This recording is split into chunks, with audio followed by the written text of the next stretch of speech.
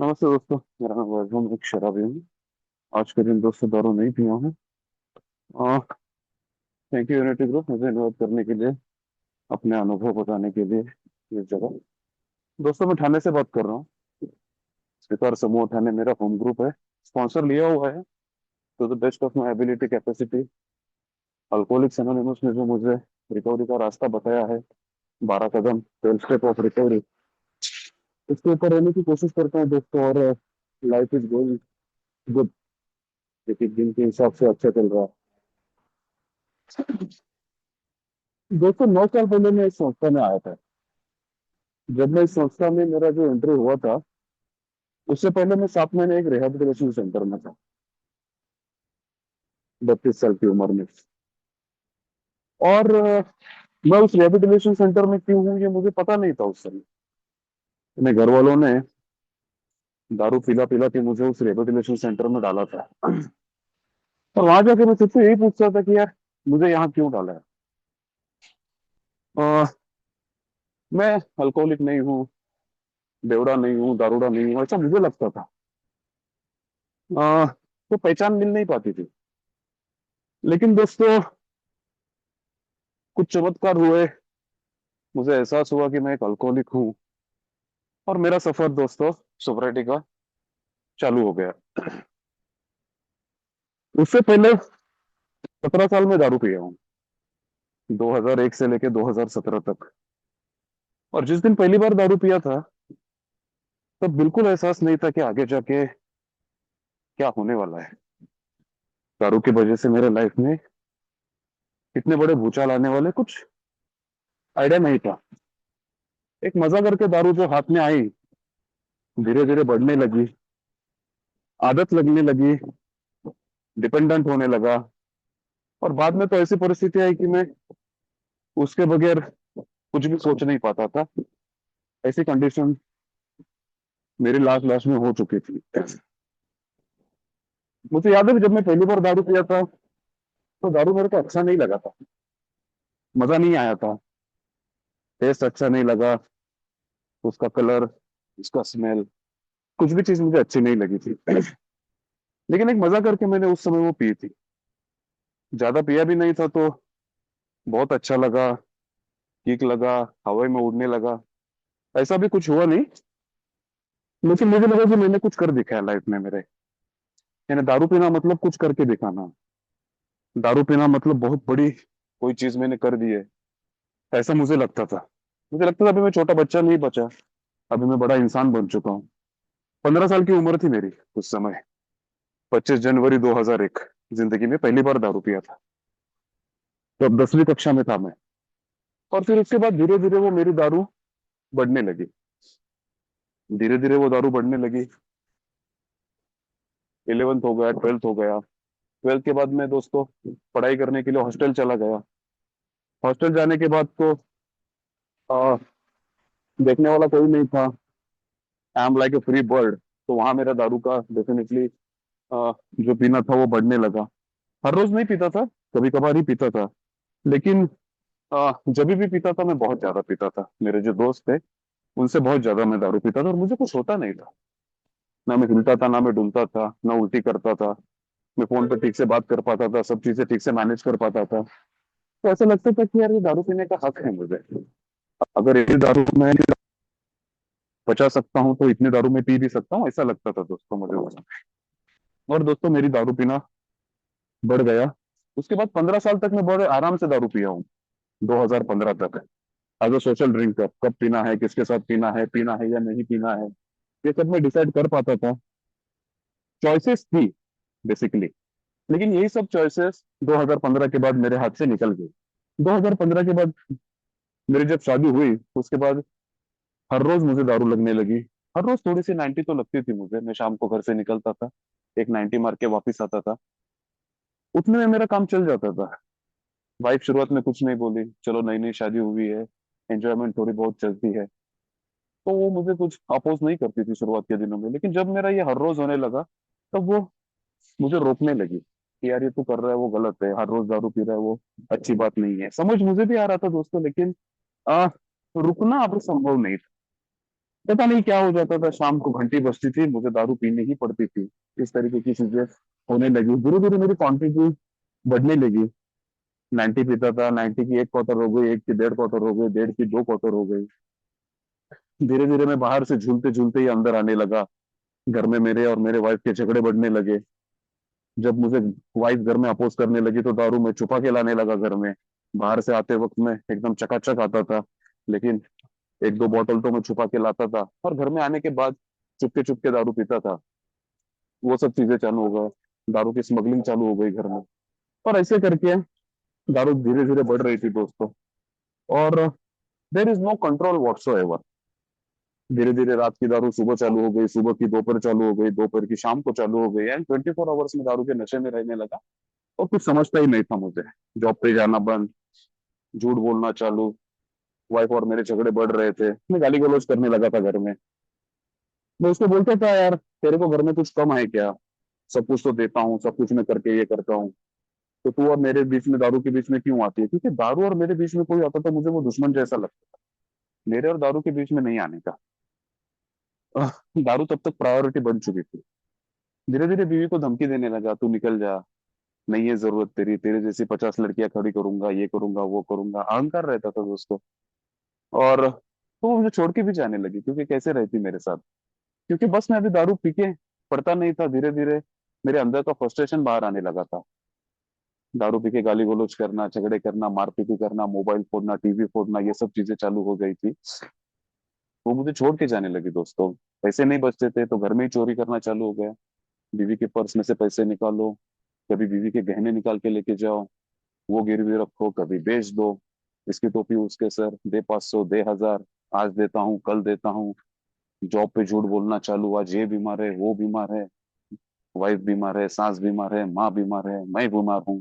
कुछ ना कुछ बोल के क्योंकि मैं जा ही नहीं पाता था जॉब पे। सुबह उठता था, देखता था हाथ मेरे हिल रहे हैं, मैं साइन भी नहीं कर पा रहा हूँ, तो इसी हालत में मैं जॉब पे कैसे जाऊंगा? मुंह से बास आ रहा है, कुछ अच्छा ही नहीं लगता था लाइफ में, है ना? एकदम ऐसा, एकदम खाली खालीपन लगता था, डिप्रेशन लगता था। आ, दारू पेट में नहीं है तो मुझे बहुत मैं एंजॉय नहीं कर पाता था। और जैसे ही थोड़ी सी दारू मेरे पेट में चली गई, 90 मेरे अंदर चली गई, एकदम से मैं एनर्जेटिक हो जाता था। अच्छा लगता था, मजा आता था, ऐसा लगता था मैं जिंदगी जी रहा हूँ। लेकिन वो 90 पे रुक नहीं पाता था। 90 की 1 क्वार्टर, 1 की 1.5 क्वार्टर, कितना भी मैं सोच के जाता था कि ज्यादा नहीं पीना है, ज्यादा नहीं पीना है, लेकिन वो होता नहीं था दोस्तों। कंट्रोल में पीने का मैकेनिज्म निकल गया था। मैं बहुत कोशिश किया, मुझे लगा दारू में प्रॉब्लम है, मैंने ब्रांड बदल के देखे। मुझे लगा दोस्तों में प्रॉब्लम है, मैंने दोस्त बदल के देखे, मैंने अकेला दारू पी के देखा। मैंने सब चीजें की, लेकिन वो दारू कंट्रोल में पी नहीं जा रही थी मुझसे। मैंने दारू छोड़ने के भी बहुत सारे प्रयत्न किए बीच में।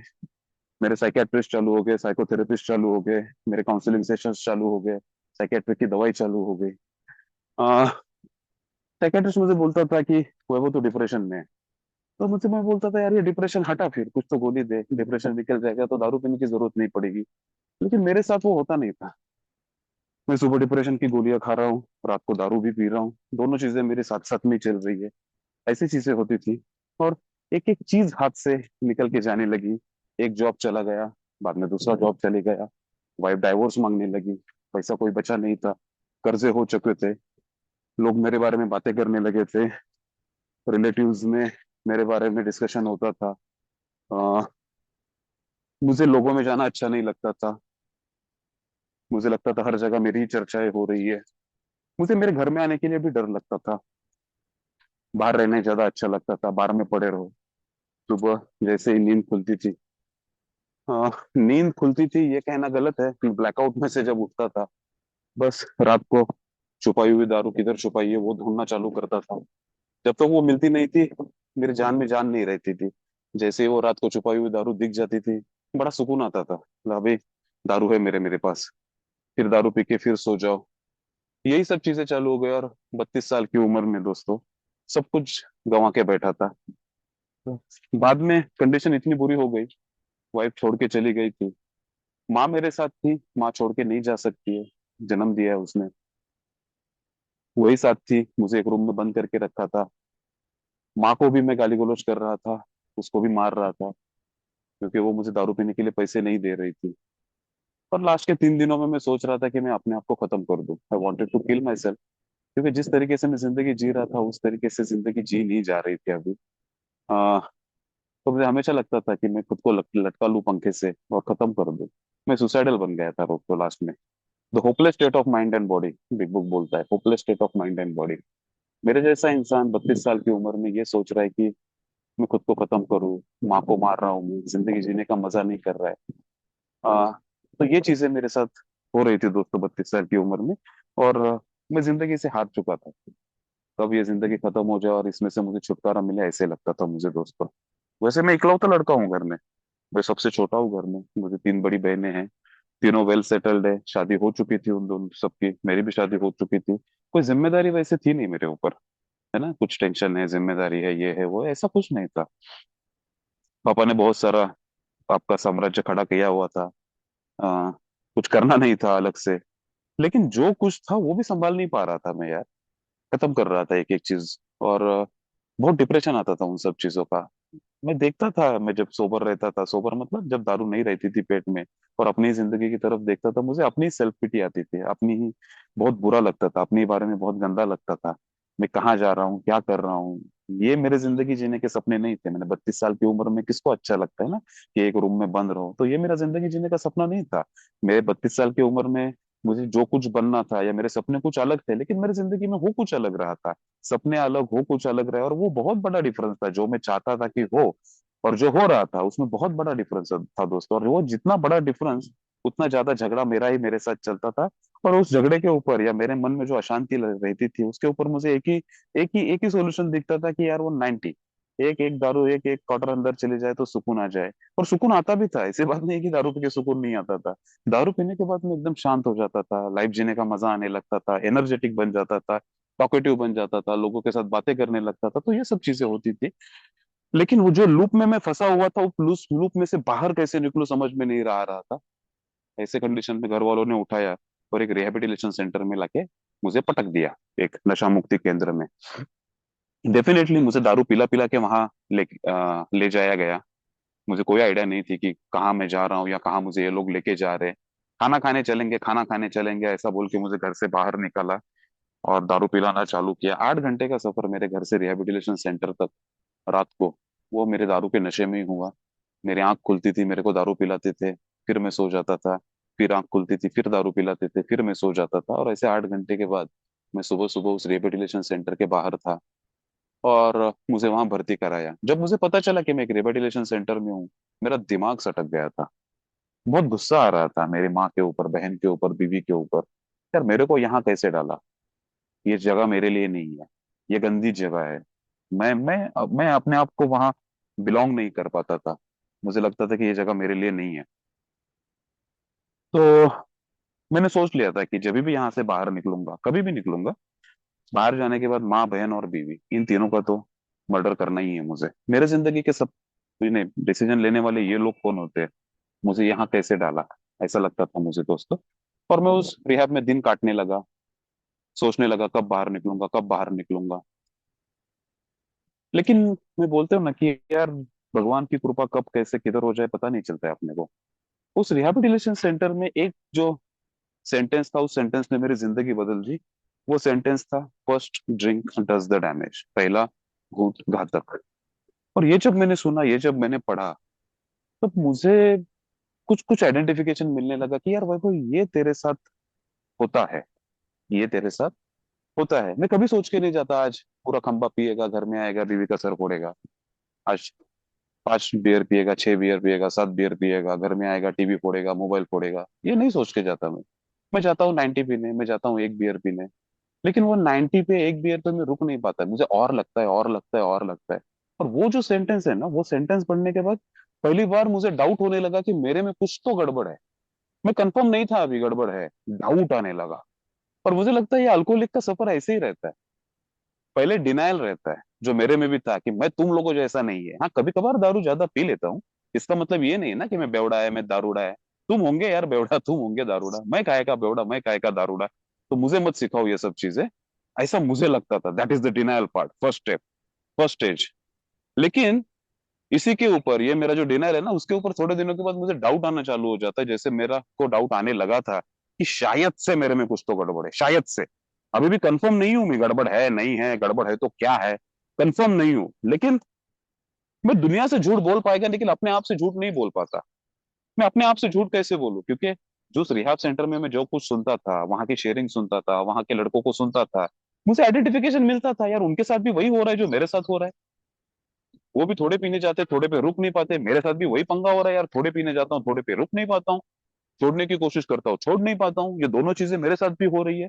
हाँ, शायद से पीने की जगह अलग होगी, पीने के ब्रांड अलग होंगे, पीने के शहर अलग होंगे, उनका काम अलग होगा, मेरा काम अलग होगा, सब अलग अलग था। लेकिन ये दारू जब आती थी ना, तो बहुत सारी सिमिलरिटीज दिखने लगती थी और मुझे डाउट होने लगा कि मेरे में कुछ तो गड़बड़ है। और दोस्तों, इस स्टेज से निकल के भी ना थर्ड स्टेज पे जाना ही पड़ता है, कि जहां मैं अपने हाथ खड़े करके हंस हंस के बोल देता हूँ कि मेरा नाम वैभव और मैं एक शराबी हूँ। Complete acceptance. तब तक वहां तक जाना ही पड़ता है, नहीं तो मेरा आगे का सफर चालू ही नहीं होता। और दोस्तों, मैं उस सेकंड स्टेज पे आ चुका था कि जहां मुझे डाउट होने लगा था कि कुछ तो गड़बड़ है, और इंट्रोस्पेक्शन चालू हो गया। पहली बार मैं अपने आप की तरफ देखने लगा। तब तक मुझे लगता था कि मेरे दारू पीने के लिए मेरी माँ जिम्मेदार है, बहन जिम्मेदार है, बीवी जिम्मेदार है, मेरी मदर इन लॉ जिम्मेदार है, मेरी गर्लफ्रेंड जिम्मेदार है, मेरा काम जिम्मेदार है, मेरे कलीग जिम्मेदार है। तो मुझे लगता था कि प्रॉब्लम इज ऑलवेज आउटसाइड। लेकिन मुझे दिखने लगा कि शायद से प्रॉब्लम मेरे में। और दोस्तों, मेरा सफर चालू हो गया।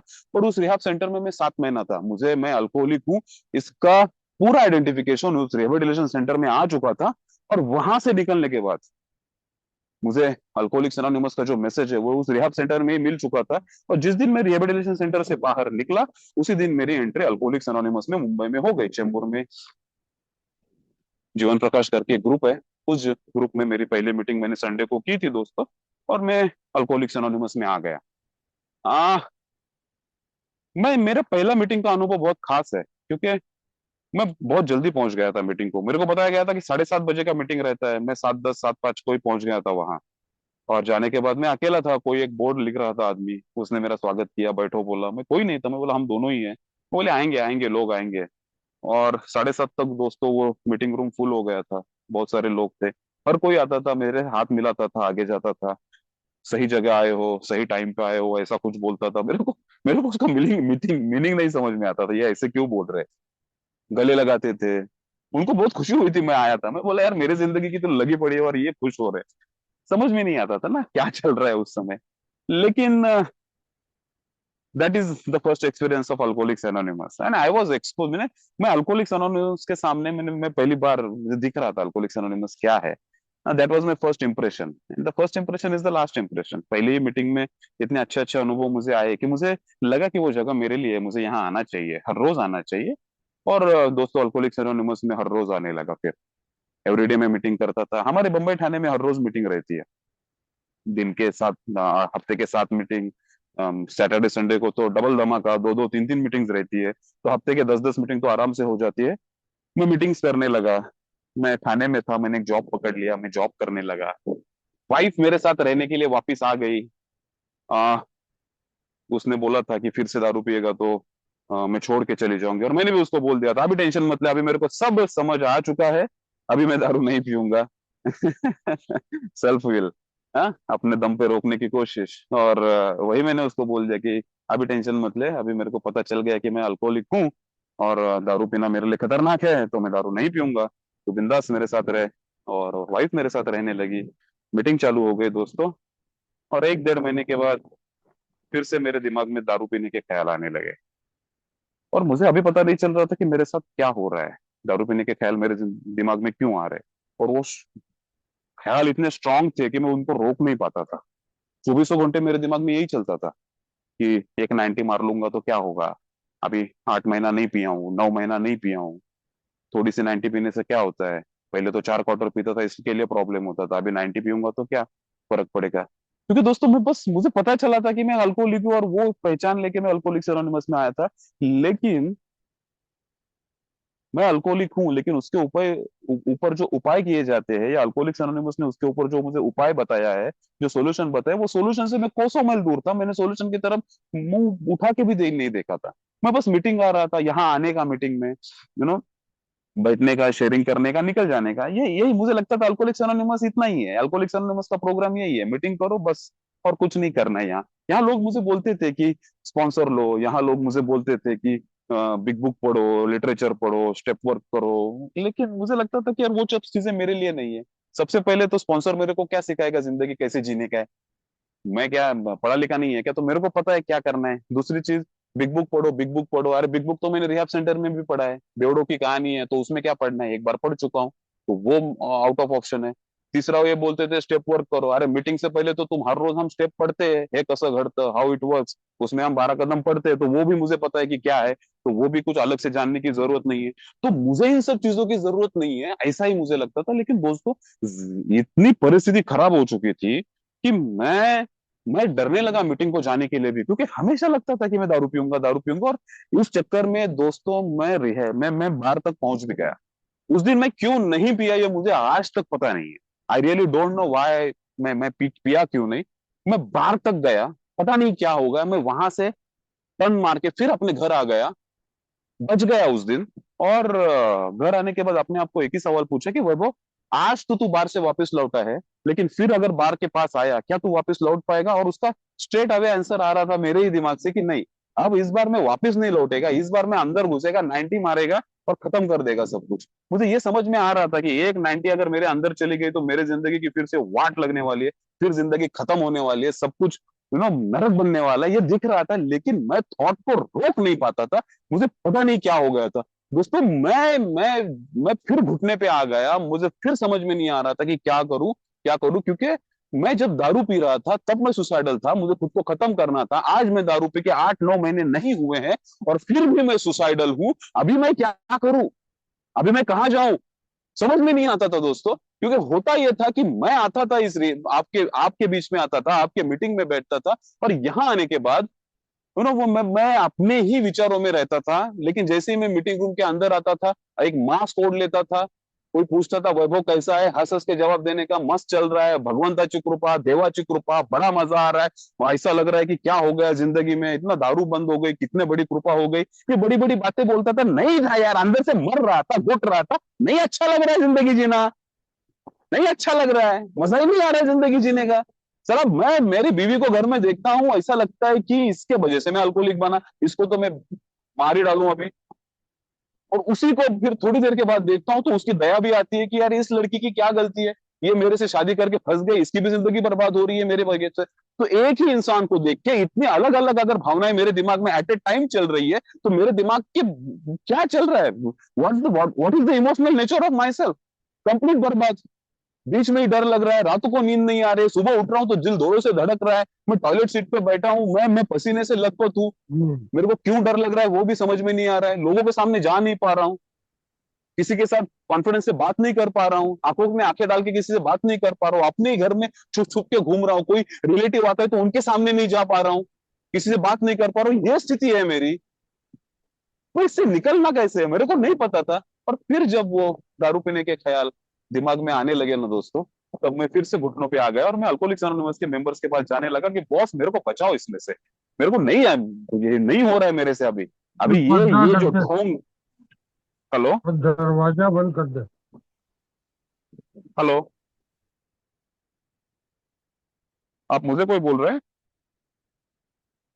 नहीं नहीं, नहीं वैभव जी ब्रदर सॉरी, जी, किसी आप का माइक ऑन कंटिन्यू हो। कीजिए। या तो ये जो ढोंग करके मैं घूम रहा हूँ ना, सब अच्छा है, सब चंगा है, बड़ा मजा आ रहा है, ये ढोंग भी मेरे से नहीं हो रहा था अभी।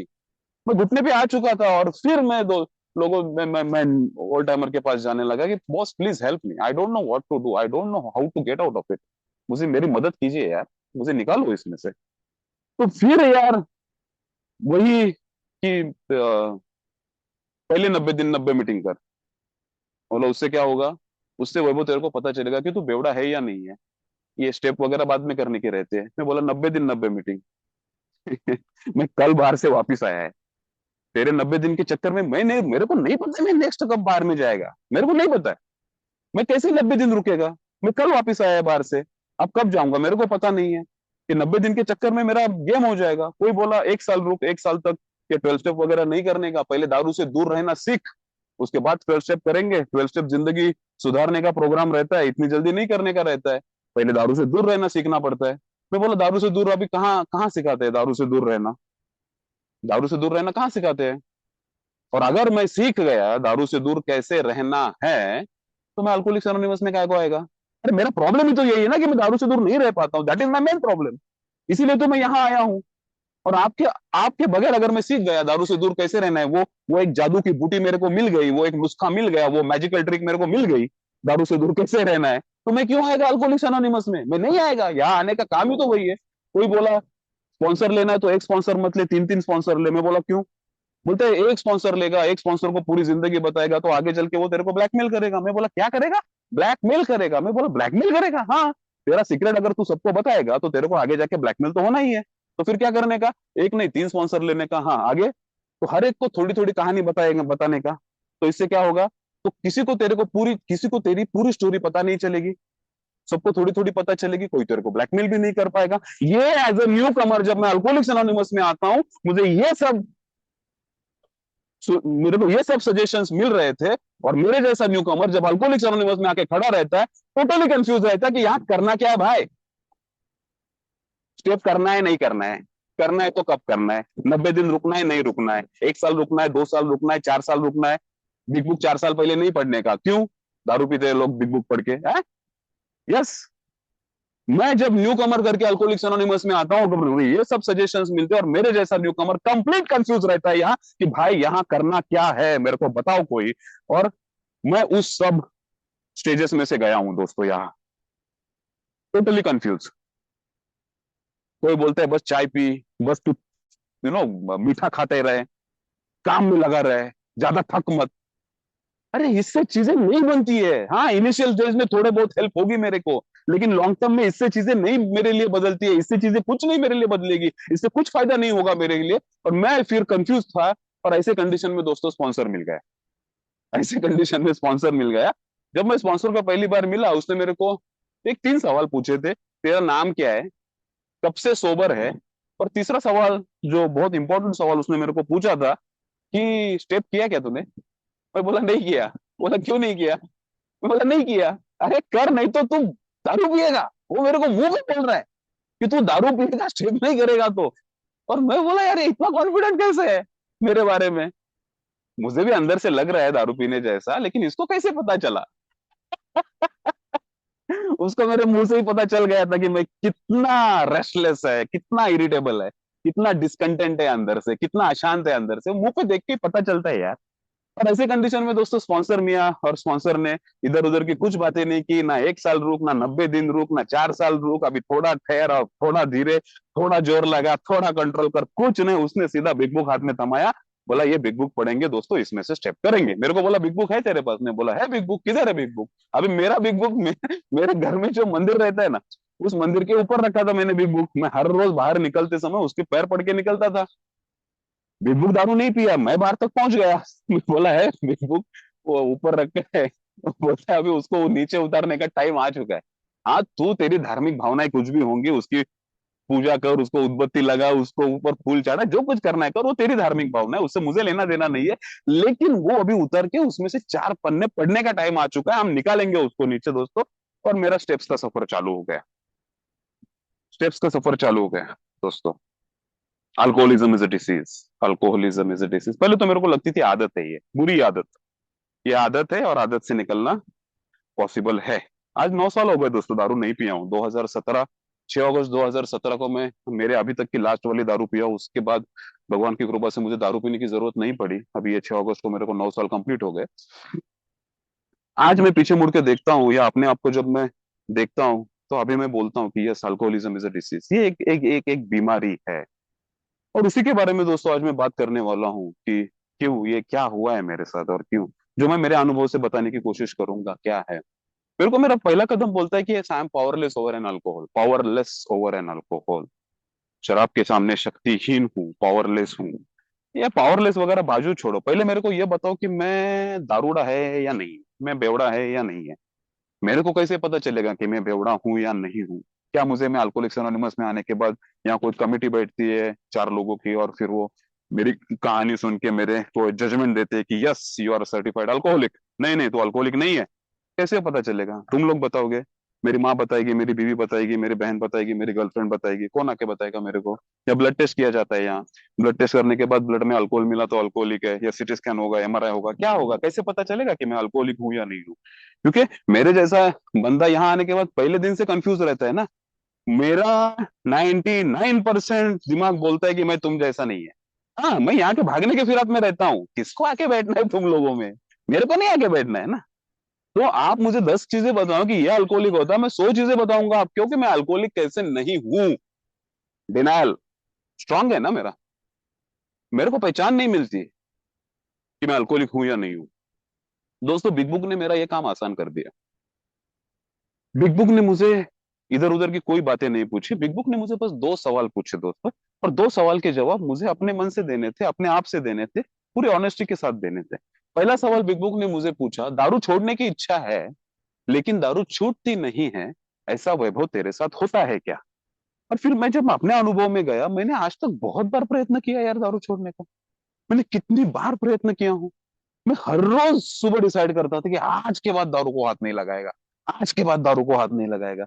मैं कितनी बार बीवी की अपनी कस्में खाई, वो भगवान की कस्में खाई। मेरे घर में कोई एक सर नहीं बचा था, सिर एक ऐसा कि जिस सिर के ऊपर मैंने हाथ रख के कसम ना खाई हो कि मैं दारू नहीं पीऊंगा। सब हो चुके थे यार। बाद बाद में मेरे को वो कसमें खाना भी मेरे को शर्म आती थी, क्योंकि मेरे को कसम खाते खाते पता था कि आज शाम तक मेरा कल्टी मैं पीने वाला है। इतना डेंजर परिस्थिति मेरा था। मैं दारू छोड़ना चाहता हूँ, मुझे दारू से दूर रहना है, मुझे लगता है कि मैं दारू से दूर रहूं, लेकिन पता नहीं यार, 2 दिन 4 दिन, 2 हफ्ता 4 हफ्ता, मैं 2 2 4 4 महीने भी दारू से दूर रहा हूं, मैं 6 6 महीना दारू से दूर रहा हूं, लेकिन उसके बाद पता नहीं क्या हो जाता है। मुझे लगता है कि एक 90 मार लूं यार, आज खत्म। बस एक 90 मारने का, घर आने का, मस्त चिकन खाने का, सो जाने का, ये सोच के मैं 90 मारने जाता हूँ, और फिर जो मेरा साइकिल चालू होता है डेंजर वाला, वो रुकता नहीं है। तो ये पहला सवाल जो अल्कोहलिक्स एनोनिमस ने मेरे को जो पूछा कि दारू छोड़ने की इच्छा है लेकिन दारू छूट नहीं रही है, ये मेरे साथ होता है और 100% होता है। उसके बाद इसने अल्कोहलिक्स एनोनिमस ने मुझे दूसरा सवाल पूछा, और वैभव जब दारू पीने बैठता है तब दारू के क्वांटिटी पे तेरा कंट्रोल है क्या? कितना दारू पीना चाहिए ये तेरे को समझ में आता है क्या? और तब मैंने हंस हंस के हाथ खड़े कर दिए, यही तो नहीं ना, यही तो पंगा नहीं छूट रहा है मेरे से। मेरे को समझ में नहीं आता मैं कितना दारू पी रहा हूँ।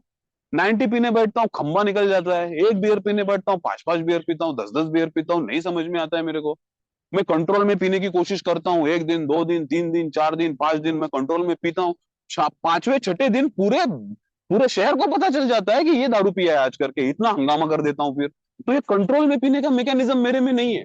मुझे नहीं पता क्या हो जाता है। थोड़ा दारू अंदर चले जाने के बाद मेरे को नहीं समझ में आता है कि अभी क्या करना है, कितना पीना है, मेरे को नहीं समझ में आता। ये दूसरा सवाल भी मेरे मामले में 100% सच है। हाँ, मैं कंट्रोल में दारू नहीं पी पाता हूँ, ये मेरे साथ होता है। और बिग बुक बोला, अगर ये दोनों सवाल अगर तेरे मामले में सच है, if it is true for you, then you are probably an alcoholic, probably. शायद से तू एक शराबी हो सकता। मैं बोला, अरे यार तू अभी कंफ्यूजन और क्यों बढ़ा रहा है, शायद से क्यों बोल रहा है? मुंह पे बोलना कि तू दारूड़ा है, तू बेवड़ा है। और यहाँ दोस्तों, बिग बुक ने आ, हाथ खड़े कर दिए, या अल्कोहलिक्स एनोनिमस ने हाथ खड़े कर दिए। अल्कोहलिक्स एनोनिमस ने मुझे बोला कि हम किसी को बेवड़ा नहीं बुलाते यार, हम किसी को दारूड़ा नहीं बुलाते। हमें नहीं पता तू बेवड़ा है या नहीं है। यहाँ हर कोई बोलता है कि yes I am an alcoholic, मेरा नाम वैभव, मैं एक शराबी। तू है या नहीं है, ये तू डिसाइड कर। हमें नहीं पता है तेरे बारे में। ये तेरे को समझ में आना चाहिए कि तू बेवड़ा है या नहीं है। हमें पता हो के फायदा नहीं है, लोगों को पता हो के फायदा नहीं है, अल्कोहलिक्स एनोनिमस को पता हो के फायदा नहीं है कि वैभव अल्कोहलिक है या नहीं है। अरे जब मेरा भयंकर वाला दारू चालू हो गया था 2015 में, मेरे घर वालों को, मेरे कलीग्स को, मेरे सब लोगों को, मेरे सोसाइटी को, उन लोगों को तब का ही पता चल गया था कि वैभव इज नाउ फिनिश, ये बेवड़ा बन चुका है, ये अल्कोहलिक है, ये दारूड़ा है। उन लोगों को पता चला 2015 में। अरे मुझे सोबर होते होते 2017 हुआ। उन लोगों को पता चला, इसलिए मुझे फायदा नहीं हुआ। जिस दिन मुझे पता चला कि मैं बेवड़ा बन चुका है, मैं दारूड़ा बन चुका है, उसके बाद मेरा सोबरिटी का सफर चालू हुआ। तो यहाँ मुझे समझ में आना चाहिए, I have to conceive to my innermost self, मेरे अंदर से वो आवाज आनी चाहिए कि yes you are an alcoholic, तू एक बेवड़ा है, तू एक दारूड़ा है। तभी जाके मेरे लिए बात बनती है, नहीं तो बात मेरे लिए नहीं बनेगी। क्योंकि यहाँ डॉक्टर भी मैं हूँ, यहाँ पेशेंट भी मैं हूँ, यहाँ मेरा कंडीशन मुझे खुद डायग्नोसिस करना है। मेरे लिए यहाँ कोई डायग्नोस नहीं करता है कि तू बेवड़ा है या नहीं है। इसीलिए that word probably is very important. You are probably an alcoholic because I only know कि आई एम एन अल्कोहलिक और नॉट. कल मैं आपके सामने बोलूं कि हट यार मैं नहीं है बेवड़ा, तुम लोगों को थोड़ी ना पता है मैं हूं या नहीं हूं. तो मैं आपके सामने आके बोलता हूँ कि yes I am an alcoholic है, तुम लोगों को थोड़ी ना पता है मैं अल्कोहलिक हूं या नहीं हूं. ये मैं क्या सोचता हूँ अपने बारे में, मेरा डायग्नोसिस मेरे लिए क्या बोलता है ना, ये मायने रखता है. The word alcoholic, the word probably an alcoholic, ये बहुत इंपॉर्टेंट वर्ड है मेरे लिए. और उस समय मेरे अंदर से आवाज आ रही थी कि yes I am an alcoholic. शर्म नहीं थी, शर्म नहीं थी. पहले अल्कोहलिक कोई बोलता, बेवड़ा कोई बोलता, दारूड़ा कोई बोलता, मैं 9 साल पहले उसको पीट देता. मेरे को बेवड़ा बोलता है, मेरे को दारूड़ा बोलता है, मार दूंगा. ये मेरा फर्स्ट रिस्पॉन्स रहता. आज मेरे को अंदर से पता है कि मैं बेवड़ा है, मैं दारूड़ा है. मैं 4 लोगों के सामने हाथ खड़े रह के हंस हंस के बोलता हूँ कि आई एम एन अल्कोहलिक, क्योंकि वो मेरी पहचान है. मैं उस पहचान से भाग नहीं सकता. रादर मैं उसको एक्सेप्ट करता हूँ, या रादर मैं मैं वो मेरे से एक्सेप्ट होती है, इसीलिए तो आगे सोब्रिटी का सफर मेरे लिए पॉसिबल होता है. नहीं तो नहीं, क्योंकि जिसको प्रॉब्लम नहीं उसके लिए सॉल्यूशन भी नहीं. क्या मैं प्रॉब्लम में हूँ, क्या मैं अल्कोहलिक हूँ? यस यार, वो दिखता है मेरे को, मेरे सामने दिखता है. Yes I am an alcoholic. और दोस्तों वो पहचान मिल गई. पेज नंबर 30 पे वो बोलता है, we have to conceive to your innermost selves, कि हमें अपने अंतरात्मा से वो आवाज आनी चाहिए कि मैं एक अल्कोहलिक है. And that is the first step of recovery, that is not even recovery. यानी मेरे को पहचान मिल गई और मैं अल्कोहलिक हूँ और मेरे लिए सब चंगा चंगा हो गया. अरे नहीं, अभी तो तेरे को इतना पता चल गया है कि तू बीमार है, सॉल्यूशन तो अभी आगे है. हाँ. अभी तो first step is nothing but the acceptance of problem, first step is not the solution. क्योंकि प्रॉब्लम स्टेटमेंट पता होना चाहिए कि yes I am an alcoholic. और वो जब मुझे पता चला, वो जब मुझे समझ में आने लगा कि yes I am an alcoholic, तभी जाके आगे का सफर मेरे लिए दोस्तों आसान हो गया. चलो ये तो बेवड़े की लैंग्वेज हो गई ना. दारू छोड़ नहीं पा रहा है, कंट्रोल में पी नहीं पा रहा है, इसके इसका कोई मेडिकल बेस है क्या? Is there any medical base for this? या आप हम ही बोल रहे हैं अपने आप में कि yes I am an alcoholic, I am an alcohol, छूट नहीं रही है, कंट्रोल में पी नहीं पा रहे, हमने डिसाइड किया? नहीं दोस्तों, इसका मेडिकल बेस है. डॉक्टर विलियम डंकन सिल्कवर्थ, जिन्होंने हमारे बिग बुक का फर्स्ट चैप्टर लिखा, द डॉक्टर्स ओपिनियन, ये वो बंदा है कि जिसने हमें अल्कोहलिज्म डिसीज समझाया, अल्कोहलिज्म डिसीज हमारे सामने रखा. ये बंदा है. कौन है ये आदमी? हाँ, टाउन हॉस्पिटल न्यूयॉर्क, ये जो साइकेट्रिक हॉस्पिटल था बड़ा न्यूयॉर्क में, उसका वो एचओडी था, एडिक्शन एंड साइकेट्री डिपार्टमेंट का हेड ऑफ द डिपार्टमेंट. उसने 50,000 बेवड़े और एडिक्ट के साथ काम करके उसके बाद उसने ये डेफिनेशन हमें दी अल्कोहलिज्म की या अल्कोहलिक पर्सनैलिटी की, कि ये उसने जो हमें बताया कि ये क्या होता है, मेडिकल लैंग्वेज में उसने हमें बताया. उसने 2 चीजों के बारे में जिक्र किया. हम ए में आने के बाद हमेशा सुनते हैं, alcoholism is a two fold disease, alcoholism is a three fold disease. Two fold disease, two fold, three fold. Mental obsession coupled with physical allergy. Mental obsession, mental obsession, what is mental obsession? दिमाग में बार बार दारू पीने के ख्याल आना, that is mental obsession. यानी जब मैं दारू पी रहा होता हूँ तो पी ही रहा होता हूँ, लेकिन जब मैं दारू नहीं पी रहा रहता हूँ ना, मेरे दिमाग में हमेशा चलते रहता है कि नेक्स्ट ड्रिंक कब लेना है, किसके साथ लेना है, बीवी को क्या झूठ बोलना है, पैसे कहाँ से अरेंज करने हैं, चकना कौन लाएगा, तू लाएगा मैं लाएगा, सिगरेट कौन लाएगा, तू लाएगा मैं लाएगा. और 4 लोगों में ना 2 लोगों का हमेशा एक प्लान रहता है, एक क्वार्टर एक्स्ट्रा ला के रख और किसी को बता मत, सबसे लास्ट में पियेंगे. वो वाला था मैं. उसमें भी एक क्वार्टर ज्यादा रखे रख के छुपा के रखने का, क्योंकि सबसे लास्ट में मेरे को लगने वाला है, क्योंकि ये बेवड़े तो सब पी जाएंगे, ऐसा ये बेवड़े पी जाएंगे. So yes, mental obsession, mental obsession जो मेरे दिमाग में है. Yes, so this is the mental obsession and that coupled with physical allergy, physical allergy. और ये फिजिकल एलर्जी बहुत इंपॉर्टेंट है. Physical allergy, what is the physical allergy? दोस्तों, मेरे दिमाग में दारू पीने का ख्याल आता है, मैं अपने आप को बोलता हूँ नहीं पिएगा, नहीं पिएगा, नहीं पिएगा. सुबह बोलता हूँ, दोपहर तक मेरा विचार चेंज हो जाता है, थोड़ी पिएगा, थोड़ी पिएगा, थोड़ी पिएगा, नहीं पीऊंगा से थोड़ी पिएगा.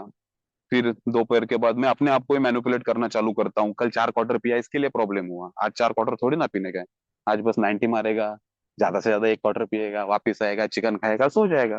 कितना किसको इतना पीना है, ये सोच के मैं बाहर तक जाता हूँ. बाहर में जाने के बाद मैं मेरा ऑर्डर देता हूँ, मेरा पैक तैयार करता हूँ.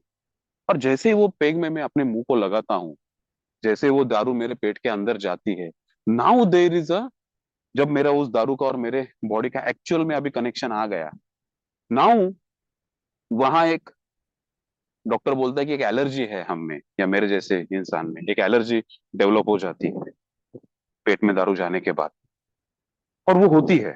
और वो एलर्जी डेवलप हो जाने के बाद that allergy now demands more alcohol. यानी मैं गया हूं बस एक आधी क्वार्टर पीने के लिए, 90 पीने के लिए, लेकिन जैसे ही वो 90 मेरे पेट के अंदर जाएगी, मेरे पेट में एलर्जी एक्टिवेट हो जाती है। अभी वो एलर्जी और दारू मांगती है, और दारू मांगती है। अभी मैं रुक नहीं पाता हूँ। 90 ही पीने गया था, 90 अंदर भी चली गई, लेकिन अभी मैं उठ क्यों नहीं पा रहा हूँ? क्योंकि वो एलर्जी एक्टिवेट हो गई, और वो एलर्जी अभी बोल रही है कि और थोड़ी सी पी यार, अभी तो 90 ही हुआ है, और थोड़ी सी पी। और मेरे टेबल पे दोस्तों दूसरा 90 आता है, और दारू आती है। वो दूसरा 90 भी मैं अपने पेट के अंदर ढकेल लेता हूँ। अंदर ऑलरेडी एलर्जी है जो दारू के वजह से तैयार हुई है, उसके ऊपर मैं और दारू ढकेल रहा हूँ। अंदर का एलर्जी और बढ़ रहा है, बढ़ा हुआ एलर्जी और दारू मांग रहा है। मेरे टेबल पे तीसरा 90 भी आता है, वो भी मैं जब अंदर ढकेल लेता हूँ, अंदर का एलर्जी और बढ़ेगा, बढ़ा हुआ एलर्जी और दारू मांगेगा। यानी मेरे दोस्तों पेट में आग लगी है, मैं आग के ऊपर और पेट्रोल डाल रहा हूँ, अंदर का आग और भड़क रहा है, भड़का हुआ आग और पेट्रोल मांग रहा है, मैं और पेट्रोल डाल रहा हूँ, अंदर का आग और भड़क रहा है। ये होता है फिजिकल एलर्जी। दारू उसके वजह से एलर्जी, एलर्जी की वजह से और दारू, दारू की वजह से और एलर्जी, एलर्जी की वजह से और दारू, दारू एलर्जी, दारू एलर्जी, दारू एलर्जी, फंस गया चक्कर में। अब इससे निकलना मुश्किल है। और जब मेरा आंख खुलता है उसी बार के बाहर पड़ा रहता है, पता नहीं क्या हुआ, कपड़े फटे हुए हैं, मोबाइल गायब है, गले का चेन गायब है, मैंने किसी को मारा हुआ है या किसी ने मेरे को पीटा हुआ है, क्या हुआ पता ही नहीं, ब्लैकआउट, रोक ही नहीं पाता हूँ अपने आप को। That is a physical allergy. Yes, वो फिजिकल एलर्जी भी मेरे में है, 100% है। मेरे में मेंटल ऑब्सेशन भी है, मेरे में फिजिकल एलर्जी भी है। जो हम बात करते हैं alcoholism is a two fold disease, yes but it's a three fold disease. जो तीसरा फोल्ड है वो फोर्थ स्टेप में आएगा आगे, आध्यात्मिक बारे में जो बात करता है, स्पिरिचुअल एंगल के बारे में जो बात करता है। लेकिन अभी मैं ये टू फोल्ड पे ही बात करूंगा कि yes, the mental obsession and physical allergy. यानी मेरे जैसे इंसान का दिमागी इशू भी है, at the same time physical issue भी है। अभी प्रॉब्लम यह है कि मैं मेरे फिजिकल इशू का कुछ कर नहीं पाऊंगा। यानी देख, कोई वैसे गोली नहीं है, कोई ऐसा इंजेक्शन नहीं है कि वो लेने के बाद मैं एलर्जी कंट्रोल में रहता है, नहीं, वो कंट्रोल में नहीं रहेगा। आज 9 साल हुआ है, 9 साल के बाद मैं 90 अभी आराम से पी सकता हूँ क्या? एलर्जी निकल गया होगा क्या? अभी वो टेस्ट करने का एक ही तरीका है कि 90 मार के देखना पड़ेगा, लेकिन उतना हिम्मत नहीं है मेरे में क्योंकि पता है वो एलर्जी अंदर ही है तो वो 90 मार के देखने का हिम्मत नहीं है। तो फिजिकल इशू के ऊपर मैं कुछ नहीं कर सकता, कोई इंजेक्शन नहीं, कोई गोली नहीं, कुछ नहीं। तो फिजिकल पार्ट बाजू हो गया, यानी पेट का पार्ट बाजू हो गया, एलर्जी का पार्ट बाजू हो गया, जिसके ऊपर उपाय नहीं है। मेरा जो कुछ उपाय हो सकता है वो मेरे मेंटल कंडीशन पे हो सकता है, दैट मेंटल ऑब्सेशन। क्योंकि दोस्तों ये सब की शुरुआत ही उस एक विचार के साथ होती है, या एक उस थॉट के साथ होती है, चल यार एक 90 मारते हैं। वो थॉट वो दिमाग से आता है ना, वो दिमाग से आता है। तो मैं मेरा फिजिकल इशू का कुछ नहीं कर सकता। हाँ, यहाँ जो कुछ हो सकता है उस मेंटल इशू का हो सकता है। अगर वही वो थॉट ना आए कि मुझे दारू पीना है, तो आगे का पूरा साइकिल रुक जाएगा। ना मैं दारू पिएगा, ना एलर्जी आएगा, ना एलर्जी की वजह से और दारू आएगा, ना कुछ होगा। अगर मैं पहला घूंट यहाँ रोक सकूं, अगर मैं वो पहला ड्रिंक यहाँ रोक सकूं, तब जाके आगे का साइकिल में रोक सकता है। दैट्स वाई यहाँ बोला जाता है कि first drink does the damage. पहला घूंट घातक। क्यों? क्योंकि उसके बाद ही आगे का सब प्रोग्राम चालू हो जाता है मेरा। तो वो पहला घूंट रोकने के लिए, वो मेंटल ऑब्सेशन, वो वहां तक मुझे पहुंचना है। आज मुझे खुद को ये सवाल पूछने की जरूरत है कि मेरे दिमाग में मेंटल ऑब्सेशन क्यों आता है? क्यों आता है? क्यों है मेरे में ही क्यों आता है? व्हाई दैट, वो restless, irritable and discontent state of mind. Doctor William Duncan Silkworth बोलता है, restless, irritable and discontent, RID factor बोलते हैं हम अल्कोहलिक्स एनोनिमस में, RID फैक्टर। त्रासलेला, वैतागलेला, असमाधानी वैभव। ये मैं हमेशा उस RID स्टेट में रहता हूँ। I am not comfortable under my own skin. मैं दिमाग में हमेशा कुछ ना कुछ चलते रहता है। मैं इमोशनल लेवल पे बहुत ही वीक हूँ, इमोशनल लेवल पे बहुत एक्सपोनेंशियल हूँ, या मैं बहुत स्पॉन्टेनियस हूँ। मुझे मेरे डर के ऊपर काबू नहीं है, मुझे मेरे गुस्से के ऊपर काबू नहीं है, मुझे लस्ट के ऊपर काबू नहीं है, मुझे अच्छा नहीं लगता, मुझे लगता है कि मेरी ही जिंदगी की लगी पड़ी है, लोग आगे जा चुके हैं, जलन आती है मेरे में बहुत। मेरे से जूनियर जब आगे जाते हुए दिखते हैं तो मैं बोलता हूँ कि यार इनकी लायकी नहीं है फिर भी ये आगे जा रहे हैं, और मैं इतना काबिल इंसान, मैं इतना काबिल इंसान, और देखो मेरे साथ क्या हो रहा है। उसके यानी ये सब चीजें, और उसके ऊपर जबरदस्त अहंकार, that restless irritable and discontent state of mind, RIT, त्रासलेला वैतागलेला असमाधानी वैभव। और मेरे दिमाग में एक ही ख्याल आता है उसके बाद, फॉर ईज एंड कंफर्ट, अच्छा लगने के लिए, चल छोड़ यार, पहले 90 मारते, बात का बाद में देखते, मस्त 90 पीके हुए सोचते, बड़े अच्छे ख्याल के साथ, फॉर ईज एंड कंफर्ट, वो दिमाग में थोड़ी सी शांति आने के लिए मेरे दिमाग में वो पहले 90 का ख्याल आता है। मैं चुपचाप जाता हूँ, मस्त 90 मारता हूँ, लेकिन पेट का एलर्जी उसके बाद एक्टिवेट हो जाता है, मुझे और दारू लगती है, और दारू लगती है, और दारू लगती है। और बिग बुक में वो जो लिखा है, द विशियस साइकिल मेरी चालू हो जाती है, कि रात को दारू पी के वो धिंगाना पूरा, मारा मारी, जबरदस्ती, ये सब चीजें, उसको स्प्री बोलते हैं, अल्कोहलिक स्प्री, रात को दारू पी के ये सब चीजें। उसके बाद इमर्जिंग रिमोर्सफुल, यानी जब भी आंखें खुलती है गिल्ट में, यार मैंने ये क्या करके रखा, क्यों करके रखा, नहीं करना था, नहीं करना था, ये सब चीजें, emerging remorseful, on the firm resolution not to drink again, और फिर एक नई बार, फिर से एक नई कसम, आज के बाद आप अब की बार माफ करो भैया, आज के बाद दारू नहीं पिएगा। This is the cycle of my self यार। क्या बिग बुक में लिखा है, मेरे बारे में ही तो लिखा है, ऐसा ही तो था मैं, ऐसा ही तो करता था मैं यार। दारू पी के आना, सुबह उठने के बाद गिल्ट में, बीबी के सामने मैं पैर पड़ते पड़ते ही जाता था उसके, माफ करो, माफ करो, माफ करो, माफ करो, माफ करो। और फिर से एक बार नई कसम, firm resolution not to drink again, इसके बाद दारू नहीं पिएगा, नहीं पिएगा, नहीं पिएगा। शाम तक फिर से टांगा पलटी, घोड़ा फरार। यही तो मेरी तो कहानी है, ये दिस इज द अल्कोहलिज्म, यही तो डिसीज है, यही तो डिसीज है। और बिग बुक बोलता है अगर इससे निकलना है तो complete psychological change, 180 degree change आना चाहिए दिमागी कंडीशन में, तेरे सोचने के तरीके में। बिकॉज दोस्तों, अभी ये जो दो पार्ट के बारे में मैंने मेरे अनुभव कथन किए, mental part and the physical part, दिमाग भी गड़बड़ है और दारू भी गड़बड़ है, या दोनों जगह गड़बड़ है। लेकिन Big Book is very clear कि the main problem of an alcoholic is lies in his mind rather than his body. मैं मानता हूं कि मेरी बॉडी भी प्रॉब्लमेटिक है, लेकिन मेरा मेन प्रॉब्लम, मेरा मुख्य प्रॉब्लम मेरे माइंड में है, मेरे माइंड में है, बॉडी में नहीं। बॉडी 100% प्रॉब्लमेटिक है, जब भी दारू जाएगा वो रिएक्ट करेगा, जब भी दारू जाएगा एलर्जी एक्टिवेट होगा, खलास कर देगा मेरे को।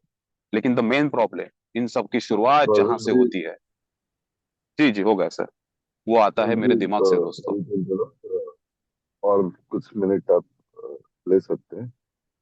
नहीं नहीं सर, मैं रुक रहा हूँ, thank you very much, thank you very much for patience okay. Listening, thank you sir.